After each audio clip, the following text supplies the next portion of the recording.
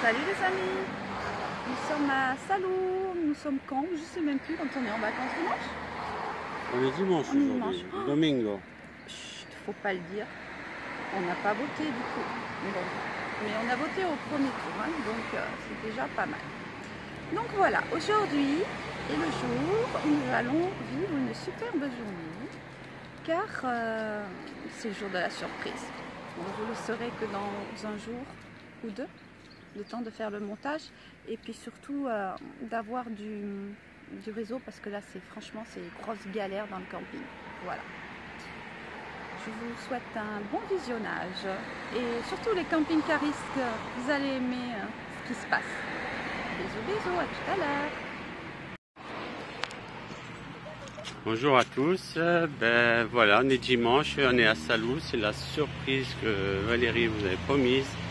C'est rendez-vous avec On the Road Again. Excusez-moi pour mon anglais, Valérie elle prononcera mieux que moi. Du coup, les voilà, ils sont là. On va passer 2 jours impeccables avec eux. Bonjour.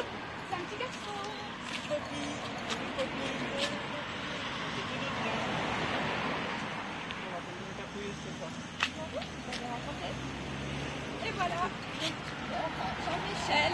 Enchanté. Ça va les filles? Ouais. Et ben voilà, c'est ça la surprise. Nous allons rencontrer la famille On the Road Again. Elle prononce mieux que moi. Que je vous suis depuis des mois et c'est vrai que ça fait un petit moment qu'on se parle un peu, donc c'est génial, c'est des belles rencontres quoi. Voilà. Trop contente.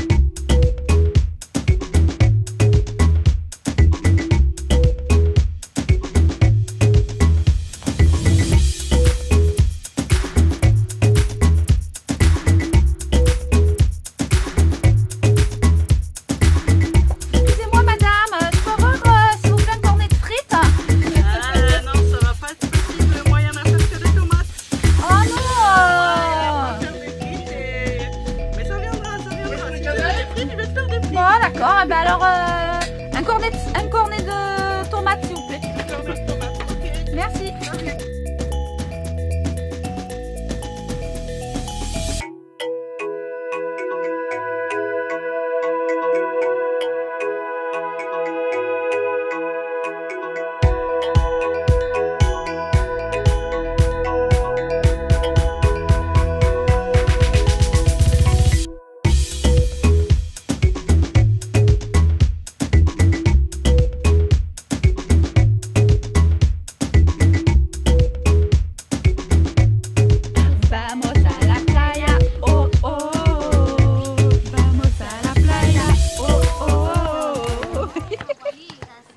Bon les filles, on a bien rigolé, on a bien mangé, on a fait une super plage là, mais maintenant du sérieux là.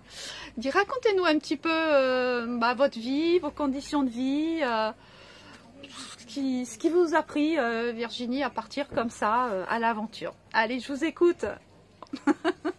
Allez, je t'écoute. L'aventure, elle a commencé quand on vivait à Paris. Jeunesse avait un boulot assez speed et on avait au moins 2 heures de trajet qu'ils faisaient par jour pour rentrer à la maison. Ah ouais. Qui était finalement assez pesant. Ils travaillaient beaucoup, on partait pas en vacances, on profitait vraiment pas. on avait beau avoir une maison, c'était finalement travailler pour entretenir la maison, Ouais, tout à fait. et rien de plus. Tout à fait. Un jour, j'ai commencé à saturer un peu de la vie à Paris, jeunesse aussi, et on a voulu partir sur la Côte d'Azur.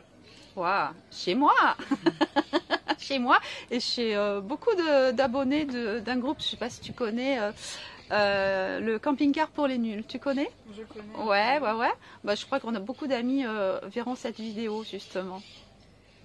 Et donc, quand il a eu une proposition d'embauche d'un CDI, Ouais, on cherchait un logement. ouais, Et chaque fois, c'était soit on achetait, soit extrêmement compliqué pour arriver à louer un bien.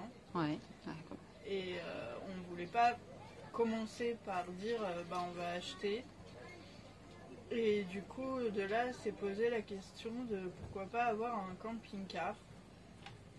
Et qui nous aurait permis finalement de pouvoir attendre. Et au final, il n'a pas pris ce poste-là. Et par contre, on a eu Le camping-car. Et on s'est dit que ce serait dommage de ne pas voyager. Maintenant que vous l'aviez. Maintenant que vous l'aviez. Voilà. Voilà. C'est parti tout simplement de ça. D'accord. Ok. Mais du coup, vous êtes parti avec enfants On est parti avec nos 2 enfants. Comment ça se passe pour l'école, l'éducation? Ils le vivent bien? Alors, ils étaient dans une école de petit village avec des classes de niveaux multiples. Et autant Mathéo se sentait bien au niveau scolaire, dans le programme et à l'école. Mais Lola, pas du tout. Ça se passait vraiment très mal. D'accord. Et déjà, à ce moment-là, on réfléchissait sérieusement à retirer Lola de l'école. Ah d'accord. Déjà de base. Donc D'accord. finalement, le fait de dire qu'on partait en camping-car a été Un soulagement? un soulagement dans le fait de retirer les enfants de l'école D'accord. à la base. D'accord. Ça fait combien d'années que vous vivez comme ça? Ça va faire notre 2e année. 2e année, d'accord. Vous pouvez nous expliquer un petit peu quel pays vous avez fait, nous retracer un petit peu votre itinéraire? Alors, pour l'anecdote, quand on a voulu partir pour notre premier voyage, à la base, on envisageait l'Afrique. Ah, carrément. Et, on ne se sentait pas de partir seul comme ça. Il y avait des pays qui étaient un peu dangereux. Ouais. Donc, on a eu réfléchi à où est-ce qu'on pourrait aller. Et Lola a retrouvé une petite camarade de classe Oui. et qui a eu discuté de est-ce que le Père Noël existe. Et bien sûr qu'il existe. Voilà, ça a été la révélation. Plutôt que de lui dire oui, il existe ou non, il n'existe pas, on va aller voir. Et comme ça, tu découvriras par toi-même, tu te feras ton idée de s'il existe ou pas. Et il habite où, le Père Noël? En Finlande. D'accord. Alors, en route pour la Finlande? Voilà. Et vous l'avez trouvé, le Père Noël? Donc, on est allé jusqu'à Rovaniemi et on a croisé le Père Noël. Ah, génial! Ah, ben ça, c'est une bonne nouvelle. Alors, vous êtes resté chez le Père Noël après ou pas? Non, on a continué après le Père Noël. On a été faire au total l'Allemagne, le Danemark, la Suède, la Norvège, la Finlande. On a fait la Russie, juste Saint-Pétersbourg. Oh la vache! On a fait les pays baltes, la Pologne. Qu'est-ce qu'on a fait d'autre? Vous vous rendez compte, les amis, elle en a tellement fait qu'elle ne s'en souvient même pas. La Pologne, la Belgique, les Pays-Bas. Gros tour d'Europe. Voilà, à peu près. Ouais. Un premier tour. Puis il y a eu le confinement en France. Et de là, j'ai commencé à faire connaissance avec Stéphanie. Oui. Bonjour Stéphanie. bar 5. Et qui nous a rejoint petit à petit dans l'aventure. Donc au début, par petits bouts, elle nous rejoignait quand c'était possible. On a fait quoi ensemble pendant les vacances en fait. Donc effectivement, moi je travaillais encore. Donc pendant mes vacances, je rejoignais le camping-car et on a fait le premier tour l'été dernier de l'Italie jusqu'au Monténégro. Mhm. On est passé par la Croatie. On est passé par la Croatie, donc Italie, Croatie, Monténégro. On est en remontant, on a pu traverser la Bosnie, mais juste traverser, on ne pouvait pas s'arrêter. Vous ne pouviez pas vous arrêter ou c'était compliqué? D'accord, ok. Que transiter. D'accord, on ok. pas le droit de s'arrêter. Voilà, donc Italie jusqu'au Monténégro. On ne pouvait pas descendre au-delà du Monténégro non plus, c'était fermé après pour aller jusqu'en Grèce. Et voilà, c'était le premier petit tour. Après, on a refait. Après, il y a eu plusieurs petits sauts en Italie, du côté de Florence, un petit peu de Toscane. Et puis après, on a fait l'Autriche. On a fait tout un tour de l'Autriche à l'automne. Et puis après, un deuxième grand départ. Ouais. Deuxième grand départ quand le dernier confinement a été annoncé. Ouais. Il était hors de question d'être confiné de nouveau en France, en camping-car. Donc Avec deux enfants en avec plus, deux enfants ouais, j'imagine. et, un gros chien. Oui, tout à fait. Donc on a pris la décision de prendre la poudre d'escampette C'est le cas de le dire.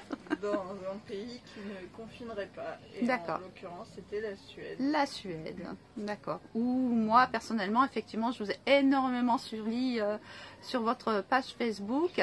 Je fais un petit tour, je vous quitte un petit peu pour vous montrer, mais vous verrez dans la vidéo, je vous mettrai je sais pas, on appelle ça les codes barres, voilà, et les adresses où vous pourrez les retrouver, vous vous abonner à leur page Facebook.